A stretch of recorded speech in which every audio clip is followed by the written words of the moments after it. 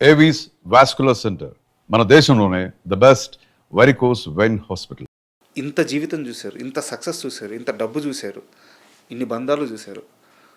మీ jail జీవితంలో పోసాని కృష్ణమురళి కొంచెం లో అయిన క్షణాలు కానీ ఆ రోజు కానీ ఎప్పుడైనా ఉందా? ఆ జైలు జీవితంలో నుంచి మీరు నేర్చుకున్న పాఠం కానీ లేదా మిమ్మల్ని మీరు మలుచుకున్న విధానం కానీ ఏంటంటే ఏం చెప్తారు? ఆ కొన్ని రోజులు ఏమీ లేవు. ఏమి లేవు. ఎందుకు చెప్పంటావా? ఇప్పుడు నేను ఒక అవినీతి పని చేసి జైల్లోకి వెళ్తే తలొచ్చుకుంటా. మోసం చేసి, లంగా పనులు చేసి, బ్రోకర్ పనులు చేసి, రేపులు చేసి, కడుపులు చేసి, పక్కలేయటో చేసి, ఎక్కడెక్కడ ప్రభుత్వాలు అడ్వాంటేజ్ తీసుకొని 2 ఎకరాలు తీసుకోవటం, 3 ఎకరాలు తీసుకోవటం, ఆ పప్పులు తీసుకుందాం, ఈ పప్పులు తీసుకుందాం, ఈ డైలాగ్స్ పెట్టుకుందాం అని, ఇవన్నీ నా జీవితంలో ఎప్పుడు ఏమీ లేదు సార్. ఇప్పుడు ఇది నేను గట్టిగా మాట్లాడతా, అది మీకు తెలుసు, నాకు తెలుసు. గట్టిగా మాట్లాడటం అంటే నా గొంతు పెద్దది అంతే. అంటే కోపంతో కాదు, నా గొంతు పెద్దది, అర్థమైందా? రాఘోపాల గొంతులాగా. అది అడుగుతా. నేను రాజకీయాల్లో మాట్లాడవలసి వచ్చినప్పుడు ఎన్ని ప్రెస్ మీట్లో తీసుకుని బయటికి కావాలంటే మీరు ఎందుకు నాకు సమాధానం చెప్పలేరు? నేను మామూలుగా అడుగుతా. మంత్రులు అడగమన్నా, ఇంకోటి అడగమన్నా, ఎవరు అడగమన్నా, మరి నాతో నన్ను నోరు మూపించొచ్చుగా సమాధానంతో. ఎవరు మూపిస్తా. అదే నేను చేసేది. బ్రోకర్ పనులు చేయలే ఇప్పుడు నేను. సార్ మరి ఎందుకు బాధ లేదు. నాకు రాజకీయాల గురించి మాట్లాడడం ఇష్టం లేదు, కానీ మీ క్యారెక్టర్ తెలుసు సార్. మిమ్మల్ని చిలకలూరిపేటో సంథింగ్ ఎక్కడో టికెట్ ఇచ్చి ఎమ్మెల్యేగా పంపిస్తే ఓడిపోతాను కానీ 1 క్వార్టర్ ముందు పంచను, 10 రూపాయలు డబ్బులు ఇవ్వను అని చెప్పి స్థిరంగా నిలబడ్డ మనిషి మీరు కాదు. అంటే ఇప్పుడు ఆంధ్రప్రదేశ్ కానీ, తెలంగాణ కానీ, ఎక్కడైనా ఇండియా కానీ, ఇక్కడ ఇండియా తగ్గ తెలియదు, మనం అనుకునే ఆంధ్రప్రదేశే కదా వచ్చింది. అన్నీ ఉన్న ఎమ్మెల్యేలు నిలబడ్డారు కదా, ఎమ్మెల్యేగా ఎవరు? వాళ్ళు అన్ని పార్టీలు వాళ్ళకు, అన్ని పార్టీలు వాళ్ళు రంగంలోకి వచ్చారు. 100% ఎమ్మెల్యేగా నిలబడ్డవాడు డబ్బులు పంచుతారు. డబ్బులు పంచకపోతే కనీసం ముందిప్పిస్తారు కదా. మీకు తెలుసు కదా, ఇవ్వకపోతే వాళ్ళు ఒప్పుకోరు. అంతే అంటారు కదా, కార్యకర్తలే ఒప్పుకోరు సార్. అది అన్నారు కదా. నేను అక్కడికి వచ్చి వాళ్ళు అడిగారు, సార్ మనం ఇక్కడెక్కడ ఇవ్వాల్సి ఉంటుంది, ఏమి ఇవ్వాలి అన్నాడు ఓ పెద్ద ఆయన. అదే డబ్బులు పంచాలి, అది మన కాటన్లు మనం ఊరికి మనకు ముందు బట్టలు తీసుకోండి అన్న. నాకైతే తెలియవన్నా, నేను 1 పైసా కూడా ఎవరికి ఇవ్వను, నేను ముందు కూడా ఇవ్వను. ఏంటి సార్ ఇది ఎలక్షన్లో మనవి తెలుసా మీకు అని వాళ్ళ పక్కన నవ్వారు. అంటే నేను చేయనన్నట్ట.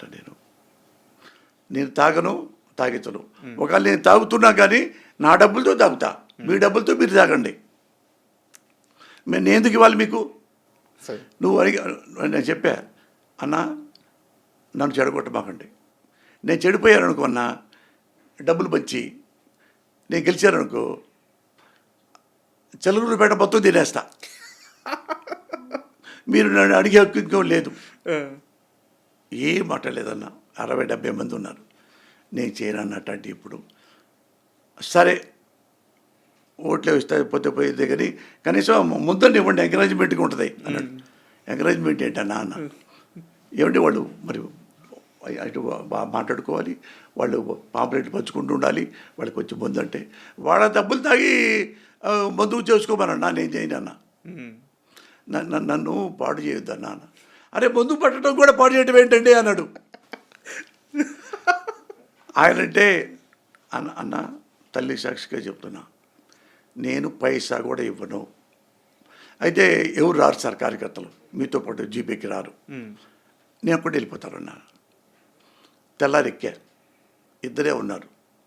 అరగంట దాకా వెళ్ళా, నిండిపోయారు. మళ్ళీ ఎక్కారు వేరే వాళ్ళు. అంటే వాళ్ళు అప్పటికి ఏంటంటే అర్థమైపోయింది ఇక పోసాని అదే అయిపోయింది. జర్నలిస్ట్ చెప్పాడు అలా అన్నారండి, ఈడంతేనా, ఇంకేం లేదు, అది బరకాదు కాదు, ఎక్కేద్దాం పద అని ఎక్కారు. సో తెలుసు సార్ అది. అయితే ఈ ఆపరేషన్ అరుణారెడ్డికి సంబంధించిన సినిమా గురించి నాదొక ప్రశ్న సార్. మీరు చాలా అలవోకగా నైటీ వేశారు, చాలా అలవోకగా చీర కట్టారు. సో పోసాని కృష్ణమురళి ఏది చేసినా స్క్రీన్ మీద వర్కౌట్ అవుద్ది. సినిమా ఇండస్ట్రీలో ఆయన ఎక్కడ పెడితే అక్కడ బంగారమే. అయితే ఆ మెంటల్ కృష్ణ సినిమాని నేను టైర్ 1 టైర్ 2 ఇలాంటి నమ్మరు కానీ, బట్ మీకు క్వశ్చన్ అర్థం అవడానికి చెప్తున్నాను. ఒక టైర్ 3 హీరోకి మెంటల్ కృష్ణ సినిమా రాశారు మీరు, తక్కువ మార్కెట్ ఉండే హీరోకి. అతను కూడా నైటీ వేసుకోవడానికి ఇష్టపడకపోతే మీరు ఆ సినిమా తీశారు. అయ్యో పెట్టలే, ఆయన సిగ్గుపడ్డాడు. సో పేరు ఎందుకు లేని నేను పేరు చెప్పట్లేదు. అవును.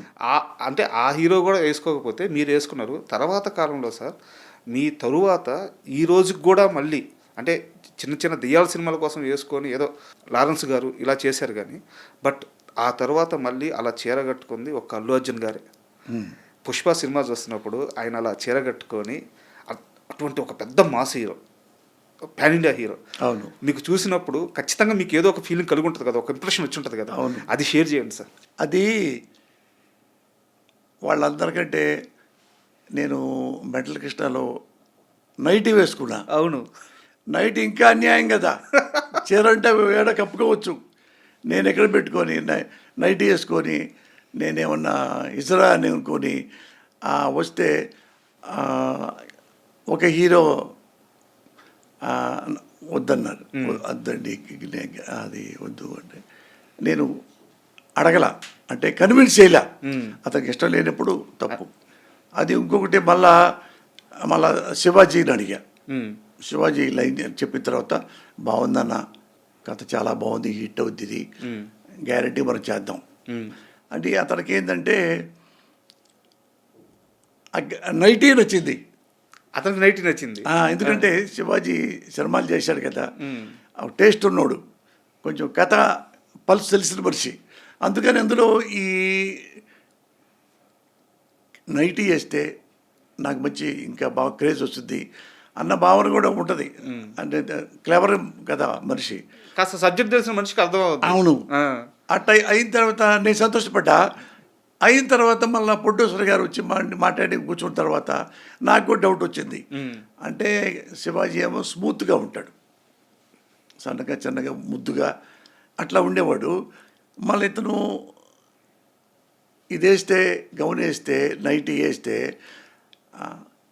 అంటే ఎమోషన్గా రాదేమో, అంటే భయపెట్టే మనిషిలాగా ఉండడేమో, ఒక చిన్న సైజులాగా ఉంటాడు కదా, సన్నగా ఉంటాడు.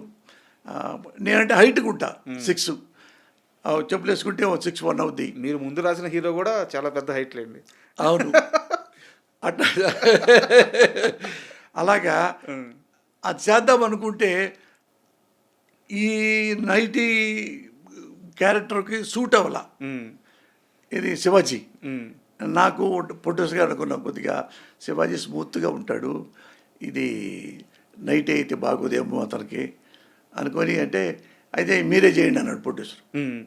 నేను అట్ట మరి బీరేసి గిరేసి నాకేముందంటే, బీరేసి ఏమక్కర్లేదు సార్, నాకు ఇష్టం, మీరు చేయండి, పోతే పోయింది వచ్చి వచ్చింది, చేయండి, నాకు గ్యారెంటీ చూశాక మీరు కథ రాసేటప్పుడు ఆ మాట రాసేటప్పుడు చూశాను నేను అంటే ఆయనే చెప్పాడు, మోహన్ వడ్లపట్ల గారు. ఎంత డబ్బులో అంతే ఇచ్చాడు, డబ్బులు ఇచ్చేసి ఇచ్చే సినిమా హిట్ అయిపోయింది. ఒక్క రోజుకే డబ్బులు వచ్చేసింది. అది అట్లా కుదిరింది. ఆ తర్వాత నా నైటీయే వేసిన వాడిని చీర కట్టుకోలేనా, అంతకుముందు అల్లు అర్జున్ ఉన్నా కట్టుకున్నా, ఇంకోళ్ళు కట్టుకున్నా, ఇక డోంట్ కేర్. అందుకని ఇది నాకు సూట్ అవుద్ది నా క్యారెక్టర్కి అనుకుని రాశాను.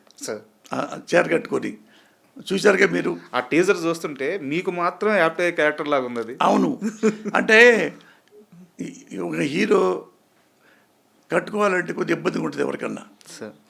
పైగా ఏంటంటే సూట్ అవ్వాలి ఆ కథ, ఆ కథ సూట్ అవ్వాలి.